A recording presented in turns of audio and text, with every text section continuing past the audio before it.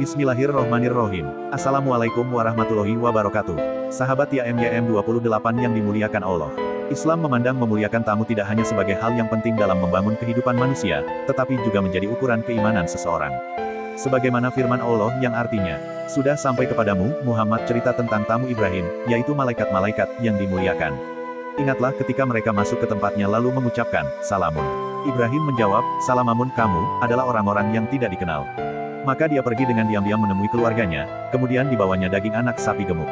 Lalu dihidangkannya kepada mereka. Ibrahim lalu berkata, silakan Anda makan."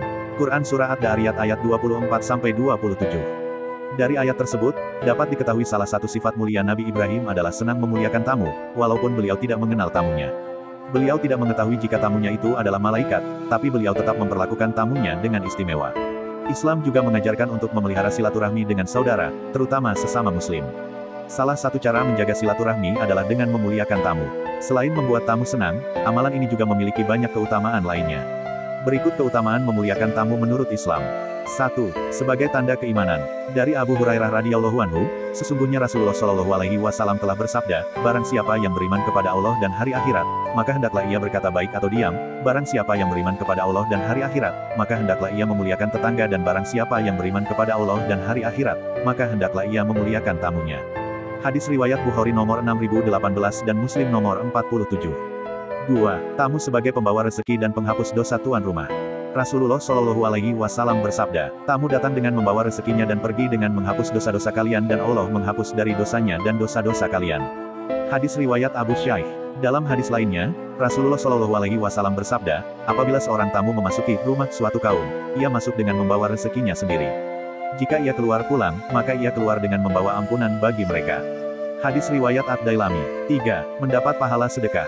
Dari Abu Surai Al-Ka'bi bahwa Rasulullah Shallallahu Alaihi Wasallam bersabda, barang siapa beriman kepada Allah dan hari akhir, hendaknya ia memuliakan tamunya dan menjamunya siang dan malam, dan bertamu itu 3 hari, lebih dari itu adalah sedekah baginya, tidak halal bagi tamu tinggal bermalam hingga ahli bait mengeluarkannya.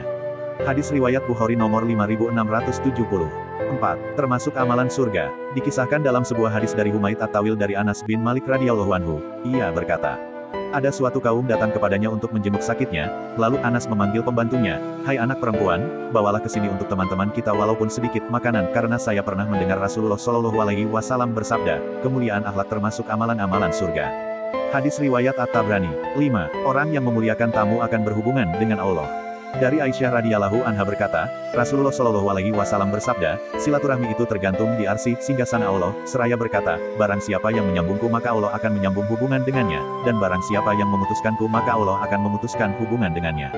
Hadis riwayat Bukhari dan Muslim. Demikianlah keistimewaan dalam memuliakan tamu yang patut kita jalankan sesuai sunnah Rasulullah Shallallahu Alaihi Wasallam sehingga membawa keberkahan.